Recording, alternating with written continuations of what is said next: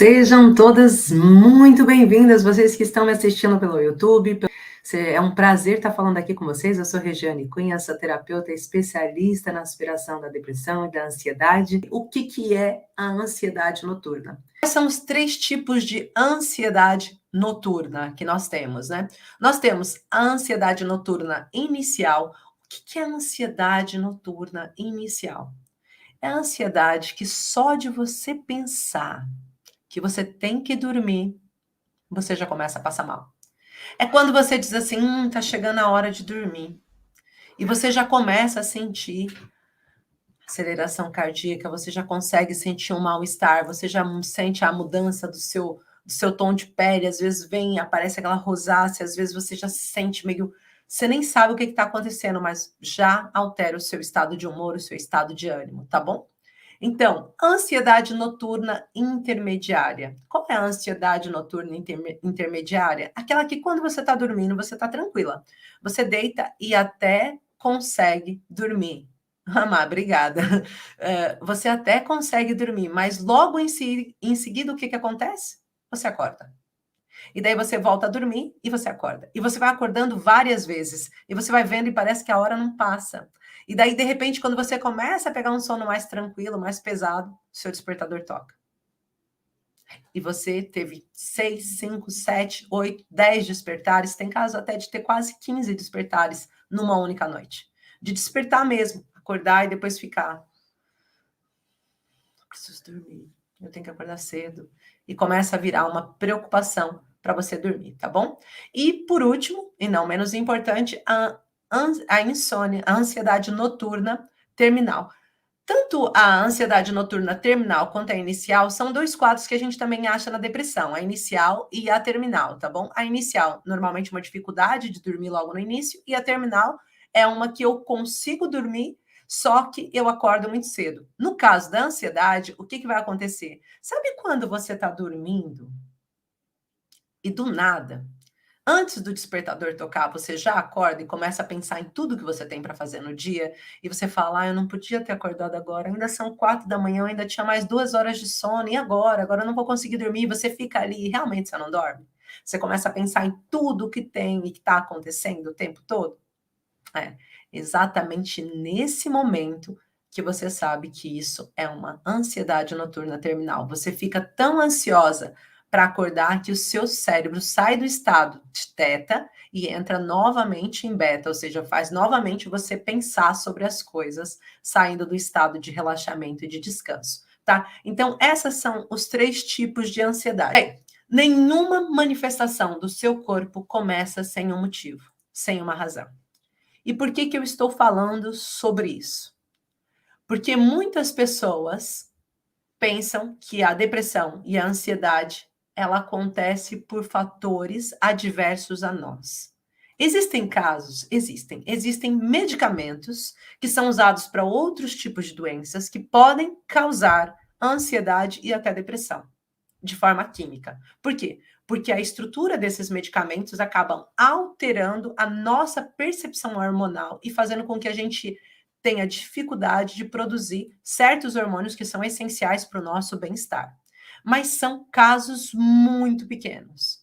A maior parte dos casos acontece a partir de uma situação traumática, a partir de um momento difícil, de um conflito difícil que você vivenciou e que por conta desse conflito você começa então e entra em depressão ou ansiedade. A linha normal das coisas é mais ou menos assim. Você passa por uma situação de um trauma de acúmulo ou trauma de impacto que vai levar-nos a conviver com um conflito que a gente não consegue resolver. Em primeiro passo, como uma situação normal de um organismo vivo como o nosso, a gente vai tentar entrar em um processo de luta ou fuga. Ou seja, eu estou passando por uma situação, imagina você que você passou por uma traição, e a partir dessa traição, você não sabe o que vai acontecer da sua vida. Ou seja, você passou por um trauma de impacto. A partir daquele trauma de impacto, você fica tentando ver o que você vai fazer. Passado um tempo, você não consegue se divorciar porque talvez você esteja numa situação financeira delicada e você tem que se submeter àquela traição, mesmo sabendo que você foi traída. Você entra, então, num trauma de acúmulo. E você fica, primeiro, o trauma de impacto, a vergonha, a desvalorização. Eu me senti desvalorizada, eu me senti mal. Essa pessoa, olha o que ela fez comigo, ela me humilhou. Se alguém souber disso, eu morro. Olha essa frase, se alguém souber disso, eu morro. E eu guardo isso para mim, pelo amor de Deus. Eu estou sofrendo com essa situação. Eu passei por esse trauma de impacto. A partir do momento que eu tenho que conviver com esse ambiente e que, por mais que a pessoa tenha me pedido desculpas, eu ainda me sinto humilhada e ferida, eu começo a ter um trauma de acúmulo. E esse trauma de acúmulo, no caso que eu estou citando agora, por exemplo, pode ser um trauma de acúmulo de impotência, sempre vai depender da percepção de cada indivíduo.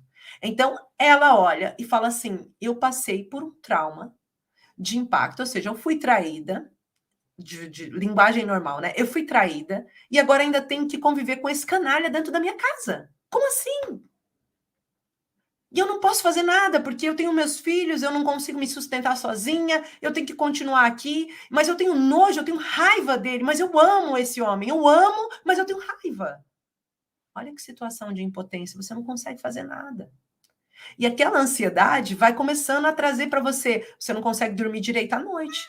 Você começa a ficar revoltada, você não consegue entender o que está acontecendo, seu estômago dói. Às vezes, só de chegar um toque no telemóvel daquela pessoa, você já fala assim, o celular dela tocou e você fala, ó, tá vendo? Deve ser a outra, eu tenho certeza, eu tenho certeza. E aquilo já gera para você um monte de coisas, novamente.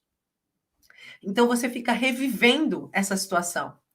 E aquilo que antes parecia ser só um evento isolado, começa a ganhar corpo e vai deixando você ansiosa todas as vezes que ele sai de casa, você não sabe que horas ele chega, se está com a outra ou se não está.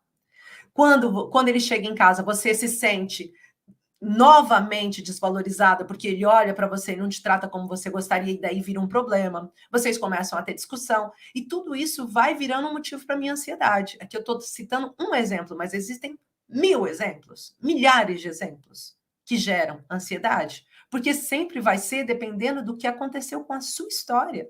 Existem histórias que são muito parecidas, mas a forma de perceber a história de cada um é diferente.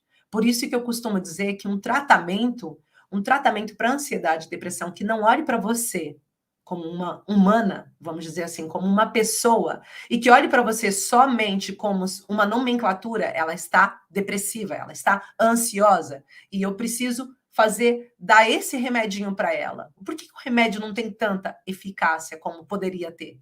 Né? Nós somos 400 milhões de habitantes com depressão e ansiedade no mundo. 400 milhões. E por que os medicamentos cada vez crescem mais o faturamento das farmácias com os medicamentos, mas cada vez aumenta a dependência das pessoas e não o resultado? Porque se eu tomasse um medicamento e eu tivesse resultado, ótimo, lindo. Mas por que não tenho? Então, a partir do momento em que eu não sou vista pelo meu conflito e eu só estou lidando com o meu sintoma, isso passa a ser um problema. É como se vocês tivessem um problema de avaria no motor do carro e levassem para o mecânico e ele pintasse, colocasse uma tintura nova e dissesse: seu carro está novo. Mas o motor do carro continua com problema. Então, às vezes, o medicamento faz isso, porque o medicamento ele foi feito para remediar, para tratar aquele sintoma. Por exemplo, a insônia. Você vai e começa a tomar um medicamento para insônia. Só que, na verdade, o seu problema é a ansiedade. A sua ansiedade começou com um conflito emocional. É uma doença psicossomática.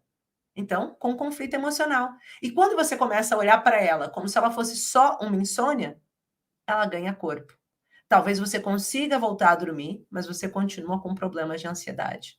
Aí você começa a ter tremores, aí você começa a ter tonturas, aí você começa a ter náuseas, aí você começa a ter estresse, e tudo isso porque você antes só olhou para a tintura do carro e não para o motor.